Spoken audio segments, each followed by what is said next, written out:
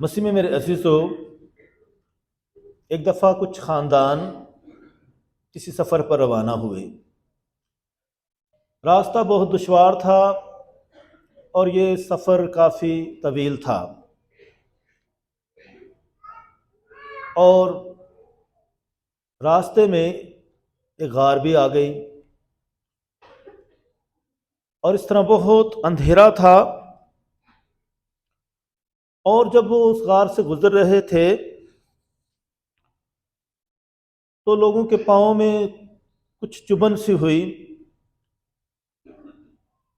کچھ چیز ٹکرائی اور انہیں بہت عجیب سا لگا، اور کچھ لوگوں نے وہ چیزیں جو انہیں چبھ رہی تھیں انہیں اٹھا کر اپنی جیب میں ڈال لیا۔ کچھ نے انہیں اٹھایا، کچھ نے نہیں اٹھایا، اور کچھ نے جنہوں نے اٹھایا وہ چلتے رہے۔ اور جب رات گزر گئی، روشنی ہوئی، تو پتہ چلا کہ وہ جو چیزیں چبھ رہی تھیں وہ ہیرے تھے۔ مسیح میرے عزیزو،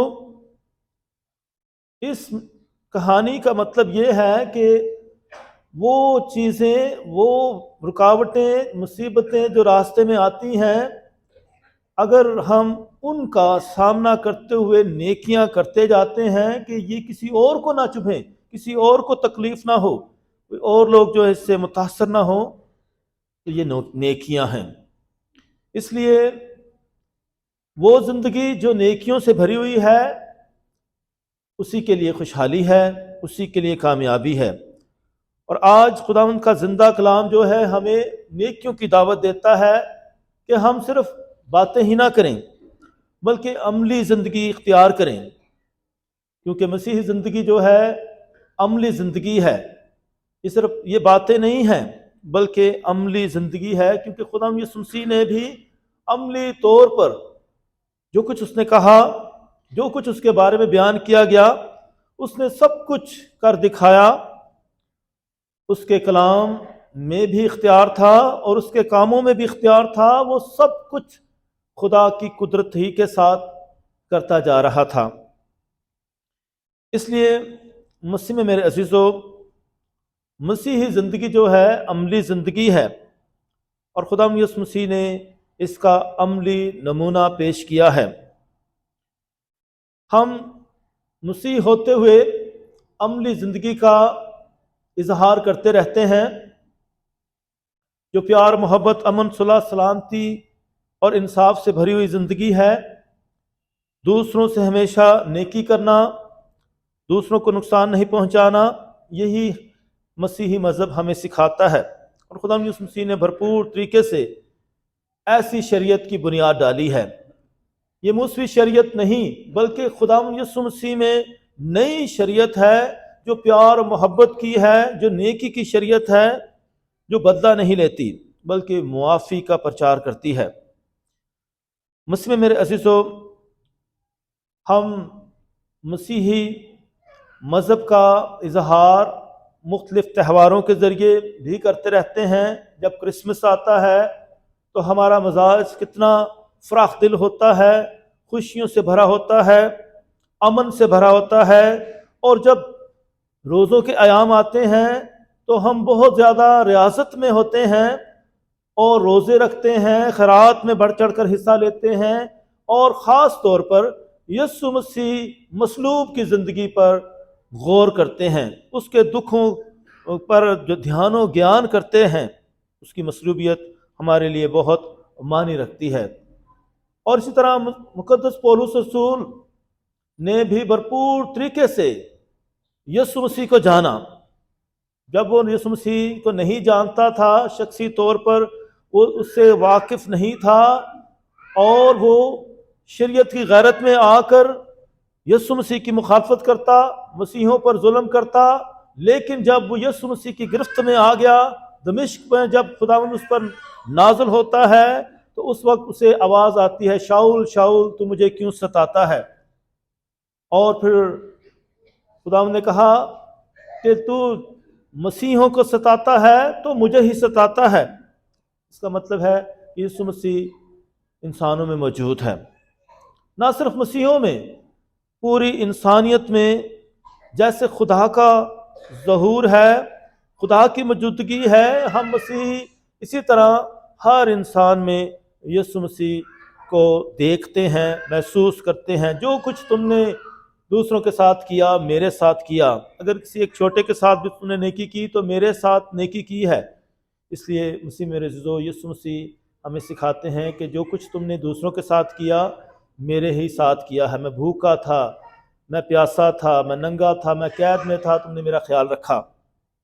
तो मसीहत हमें सिखाती है कि हम हमेशा भलाई की ज़िंदगी बसर करें, नेकी की ज़िंदगी बसर करें, दूसरों के काम आएँ।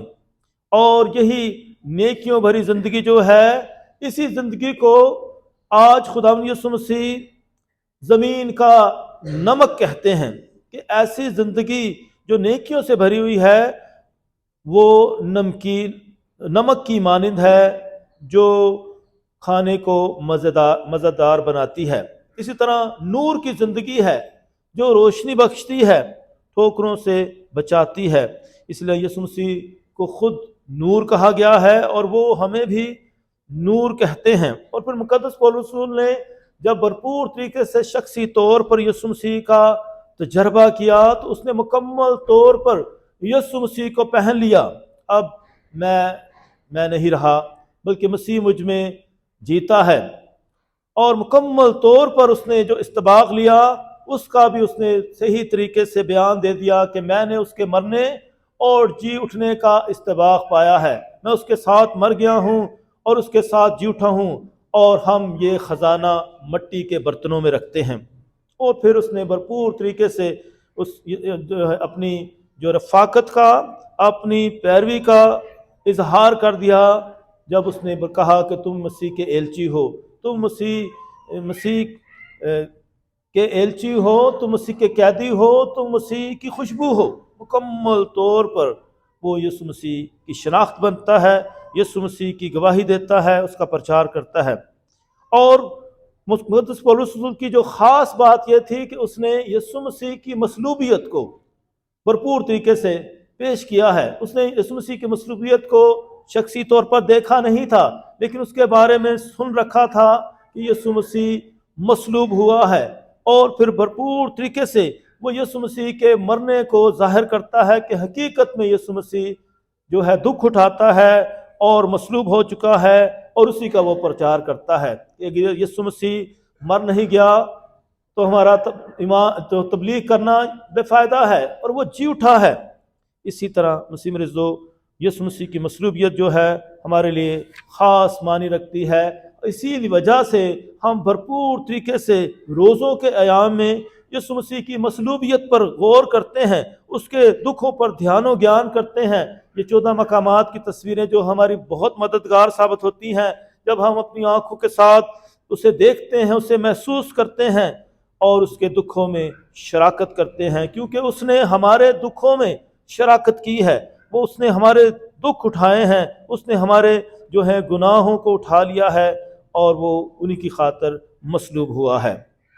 मसीह में मेरे अज़ीज़ों, आज रोज़ों का भी जिक्र आया है, और जिस रोज़े का जिक्र आज आया है, ये रोज़ा ज़िंदगी का रोज़ा है। क्योंकि रोज़े में हम फाका करते हैं, खाने से परहेज़ करते हैं, दुआ पर ज़्यादा जोर देते हैं, क़िरात का काम करते हैं। ये रोज़ों के आम में रोज़ा है, या आम किसी वक्त किसी दिन में रोज़ा रखा जाता है, बड़ी ईदों के लिए की तैयारी के लिए रोज़ा रखा जाता है। लेकिन इसके साथ साथ रोज़े की जो भरपूर तरीके से तफसील बयान की गई है, उसको पेश किया गया है इशाया नबी ने। तो रोज़े में मुकम्मल एक ज़ाब्ता हयात है, मुकम्मल तौर पर एक जो है मजाज है नेकी का, नेक काम करने का।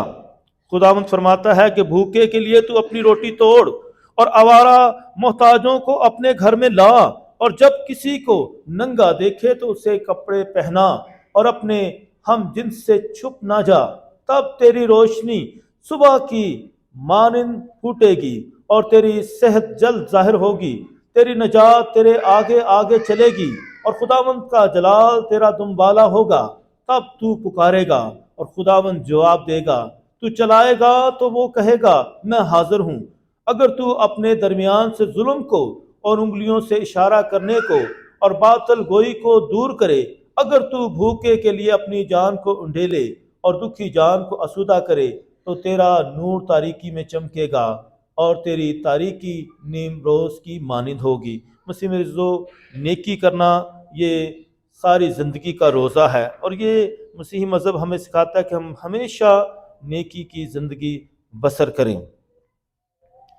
جو نیکیاں کرتا ہے وہ نمک کی مانند ہے، جو نیکی کرتا ہے وہ نور کی مانند ہے، اس لیے وہ تاریکیوں کو دور کرتا ہے اور دوسروں کے لیے اجالا بنتا ہے۔ مسیح میں میرے عزیزو، لوگ مختلف طریقے سے تفریح کے لیے جاتے ہیں، تفریح کے اہتمام کرتے ہیں، پکنک پر لوگ جاتے ہیں۔ ایک دفعہ اسی طرح ایک گروپ چلا گیا پکنک کے لیے ایک مقام پر، اور یہ ایک جنگل تھا۔ وہاں انہوں نے تفریح کی، اور جب کھانے کا وقت آ گیا تو انہوں نے کھانا بھی تیار کرنا شروع کر دیا۔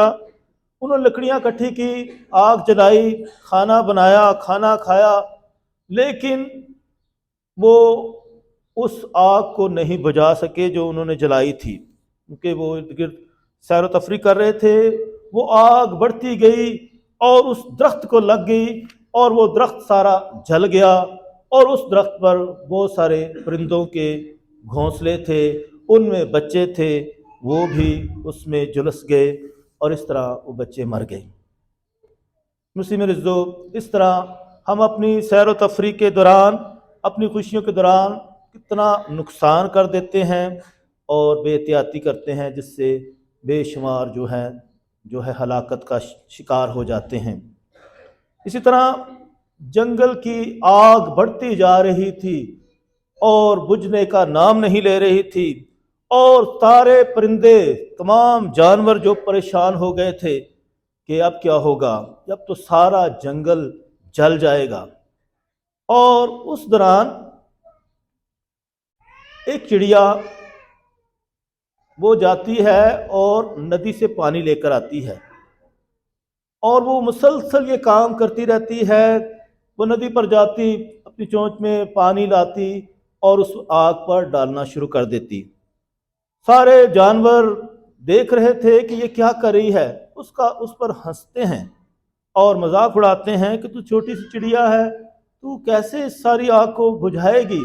لیکن وہ مسلسل آگ بجھانے میں مگن رہتی ہے اور پانی لاتی رہتی ہے، رکتی نہیں، اور پھر آخر وہ تنگ آ کر انہیں کہتی ہے کہ آخرت میں میرا نام آگ جلانے والوں میں نہیں بلکہ بجھانے والوں میں ہوگا۔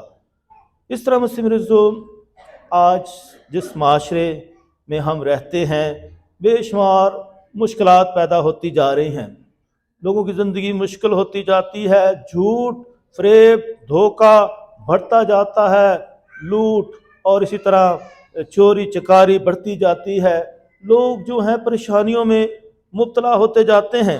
تو مسیح میرے عزیزو، ایسی صورت میں نیکیاں بھی ختم ہوتی جاتی ہیں۔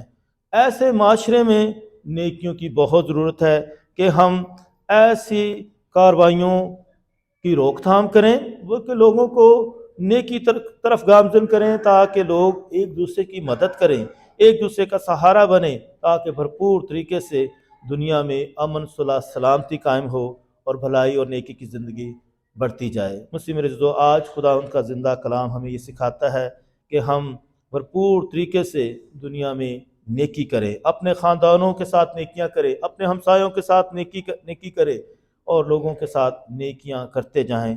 یہی ہماری زندگی ہونی چاہیے، تاکہ ہم بھرپور طریقے سے زمین کا نمک اور دنیا کا نور بن جائیں۔ کہ خدا آج اس پاک کلام کے وسیلے سے ہمارے دل و دماغ کو روشن کرے، تاکہ ہم بھرپور طریقے سے ایمان اور بھروسے کی زندگی بسر کریں، اور مادہ پرستی کے خلاف چلتے ہوئے بھرپور طریقے سے ایک دوسرے کے ساتھ بھلائی کرتے جائیں۔ خدا ہم سب کو ایسا کرنے کی توفیق عنایت فرمائے۔ مسیح ہمارے خدا کے وسیلہ سے آمین۔